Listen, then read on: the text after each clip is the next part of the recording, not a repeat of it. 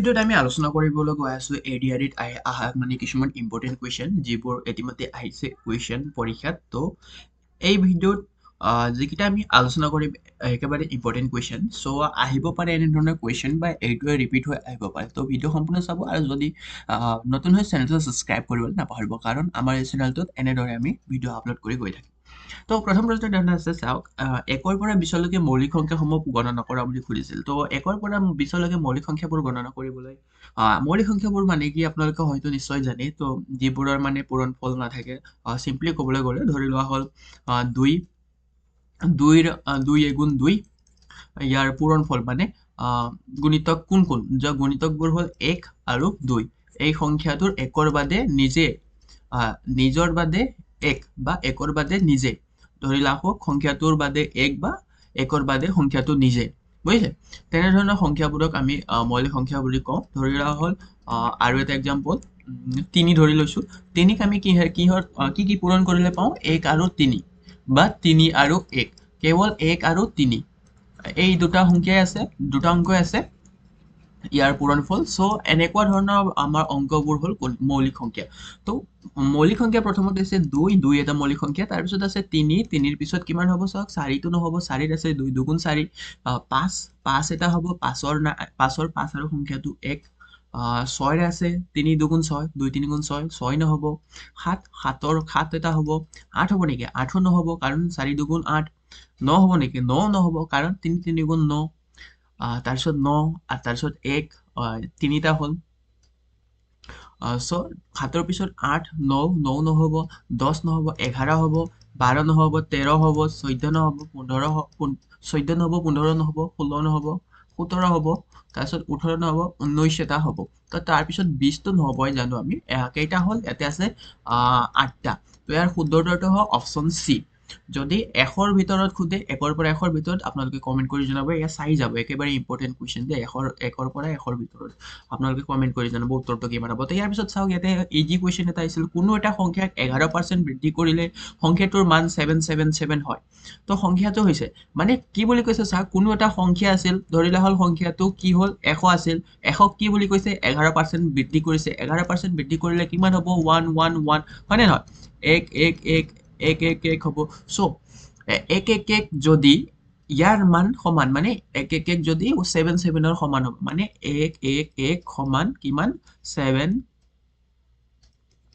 7 7 ইয়াৰ সমান বুলি কৈছো তো সংখ্যাটো কিমান তো 100 কিমান যদি 1 1 1 ইয়াৰ সমান হয় 100 কাৰ সমান হ'ব মানে কিমান 100ৰ মান কিমান 1 1ৰ মান যদি ইয়াৰ সমান হয় তো 100ৰ মান কিমান কাৰ সমান হ'ব বা কিমান হ'ব তো এনেকৈ ওলাবলৈ আমি ডাইৰেক্ট 100 লিখিলো এইফালে তো আমি 1ৰ মানটো ওলালো ন ওকে মই তলতে লিখি দি আছো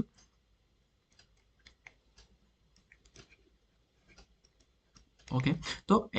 যদি আমি 1 ৰ মান যদি 1777 বুলি কওঁ তো আমি কিহৰ মান ওলাব লাগিব আমাক কৈছে 100ৰ মান উলিয়াবলৈ দিছো তো 100ৰ যদি মান উলিয়াবলৈ যাওঁ আমি কিমান হ'ব চাওক তলত আমি ইয়াৰ আগতে আমি 1ৰ মান উলিয়াম চাওক দেই 1 1 1ৰ মান যদি 77 হয় দেন 1ৰ মান কিমান হ'ব 1ৰ মান নিশ্চয় 1 1 1 তলত হ'ব আৰু 7 7 7 ওপৰত হ'ব সৰি ইয়াতে লিখা যোৱা নাই 7 7 7 ওপৰত হ'ব তেনেকে যদি আমি 100ৰ মান উলিয়াবলৈ যাওঁ 100ৰ মান কিমান হ'ব চাওক 7 7 7 ওপৰত লিখিছো তলত 1 1 1 তাৰপিছত কি কৰিম এটা পাৰ্চেন্টেজ মানে 100% উলিয়াব লাগিব না 100%ৰ মান কিমান বা 1%ৰ মান ইমান বুলি কৈছে বা 111%ৰ মান ইমান বুলি কৈছে তো 100%ৰ মান কিমান পাৰ্চেন্ট যদি উলিয়াবলৈ যাওঁ আমি কি কৰিব লাগিব পাৰ্চেন্ট উলিয়াবলৈ আমি কি কৰিব লাগিব 100 এটা পূৰণ কৰিব লাগিব যদি 1 1 1 ৰে যদি আমি 7 7 7ক পূৰণ হৰণ কৰি দিওঁ তো 7 হ'ব আৰু 7 100 কিমান হ'ব 7 100 গুণ 700 তো অপশ্যনত কি কি আছে চাই লওক অপশ্যনত আছে অপশ্যন ডি হ'ল শুদ্ধ উত্তৰ ইয়াৰ পিছত নেক্সট প্ৰশ্ন এনেধৰণৰ আছিল আপোনালোকে দেখিবলৈ পাইছে চাওক the sum of the two numbers 12 and the difference of their square is 60 the difference between numbers is কিমান বুলি সুধিছো তো দুটা সংখ্যাৰ যোগফল 12 দুটা সংখ্যাৰ যোগফল 12 আৰু সংখ্যা দুটাৰ বৰ্গৰ পাৰ্থক্য বুলি কৈছে বৰ্গৰ পাৰ্থক্য বুলি কৈছে ওকে বৰ্গৰ পাৰ্থক্য ওকে তো আমি সংখ্যা দুটা কি বুলি ধৰি লম a প্লাছ b দুটা সংখ্যাৰ যোগফল কিমান বুলি কৈছে 12 বুলি কৈছে a প্লাছ b ইকুৱেল 12 তো সংখ্যা দুটাৰ স্কোয়াৰ বুলি কৈছে আকৌ আমি স্কোয়াৰ কৰি দিম পাৰ্থক্য স্কোয়াৰৰ পাৰ্থক্য তো a square minus b square কিমান 60 বুলি কৈছো তো আমি a স্কোয়াৰ মাইনাছ b স্কোয়াৰৰ সূত্ৰ আমি নিশ্চয় জানো তো a স্কোয়াৰ মাইনাছ b স্কোয়াৰৰ সূত্ৰ তো a স্কোয়াৰ মাইনাছ b স্কোয়াৰৰ সূত্ৰত আমি নিশ্চয় জানো তো আমি এইফালে সাইডত লিখিম নহলে ঠাই নুকুলাব ওকে তো a square minus B square কিমান বুলি কৈছে ইয়াতে কৈছে আমাক 60 বুলি কৈছে মানে বৰ্গ আমি এই সেকেন্ড লাইনটো ধৰিছো দে দুটা বৰ্গৰ পাৰ্থক্য বুলি কৈছে পাৰ্থক্য কৈছে তো মাইনাছ লিখিছো তো তেতিয়া মানে কিবা এটা কাৰণত হেৰি হোৱা নাছিল মানে সেভ হোৱা নাছিল তো নিউ এটা ভিডিঅ' বনালো এইখিনিৰ কাৰণে তো সংখ্যা দুটা যোগফল বুলি কৈছে তো ধৰি লোৱা হ'ল a প্লাছ b সংখ্যা দুটাৰ যোগফল কিমান বুলি কৈছে 12 বুলি কৈছে আৰু সংখ্যা দুটাৰ বৰ্গৰ পাৰ্থক্য বুলি কৈছে ধৰি লোৱা হ'ল a মাইনাছ b বৰ্গ যিহেতু কৈছে আৰু পাৰ্থক্য কাৰণে মাইনাছ চিন আনিছো তো 60 বুলি কৈছে ওকে তো আমাক a প্লাছ b ৰ মান পাইছো আৰু a মাইনাছ b ৰ মান পাইছো আমাক কি ওলাব সংখ্যা দুটা কি বুলি এই দুটাৰ পৰা এটা সংখ্যা ধৰি লোৱা হ'ল ওলাব লাগে এইটো এটা a plus b a square এটা সংখ্যা b স্কয়াৰ এটা সংখ্যা তো ইয়াৰ এটা সংখ্যাটো পাইছে আন এটা সংখ্যাটো কি বুলি কৈছে দুটা পাৰ্থক্য কি বুলি সুধিছে তো আমি সিম্পলি জানো আমি ক্লাস 8 ত পাইছো a স্কয়াৰ মাইনাছ b স্কয়াৰৰ সূত্ৰ হ'ল a plus b a minus b okay তো আমাক এই মেইন সূত্ৰটো বহাই আমি এতিয়া আমি সলভ কৰিম তো a square a plus b a minus b তো চাও a plus b okay a minus b okay তো a প্লাছ b আমি মান যেহেতু 12 পাইছো আমি a প্লাছ b ৰ মান যেহেতু 12 পাইছো তে a মাইনাছ b ৰ মান উলাব লাগিব চাওক সংখ্যাটো এটা এইটো মানে a স্কয়াৰৰ মান হয়তো a হ'ল b স্কয়াৰৰ মান হয়তো b হ'ল ওকে তো আমি a মাইনাছ b ৰ মানটো উলাব লাগিব তো এইফালে কিমান হ'ব বুলি কৈছো 60 হ'ব বুলি কৈছে যেহেতু যোগফল 60 বুলি কৈছে স্কয়াৰ মানে এই দুটা স্কয়াৰ 60 কাৰ বেছত লৈ আছো আমি ইয়াৰ বেছতে লৈ আছো ইয়াকে সৰল কৰি আছো আমি তো মান যেহেতু a প্লাছ b পাইছো 12 লিখিলো তাৰপিছত a মাইনাছ b ৰ মানটো লিখিব লাগিব তো সিম্পলি চাওক এতে a মাইনাছ b এইফালে যদি ৰাখো আমি 60 এইফালে থাকিব আৰু সমান চিহ্ন এইফালে যদি 12 যদি এইফালে যায় ইয়াতে পূৰণ হৈ আছে এইফালে গলে হৰণ হ'ব হৰণ হলে 60 ৰে 12 ৰে 60 5 বাৰ যাব ইয়াতে উত্তৰ অপচনত ক'ত আছে 5 এয়া হ'ল 5 অপচন বি টো হ'ল শুদ্ধ উত্তৰ অপচন বি টো হ'ল শুদ্ধ উত্তৰ ওকে তো ইজি আছিল এয়া কোৱেশ্চন নেক্সট প্ৰশ্ন ধৰণৰ আছে চাওক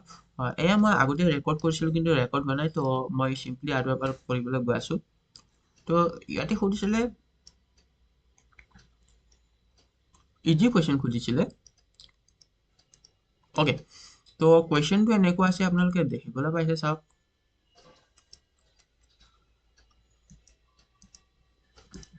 ওকে তো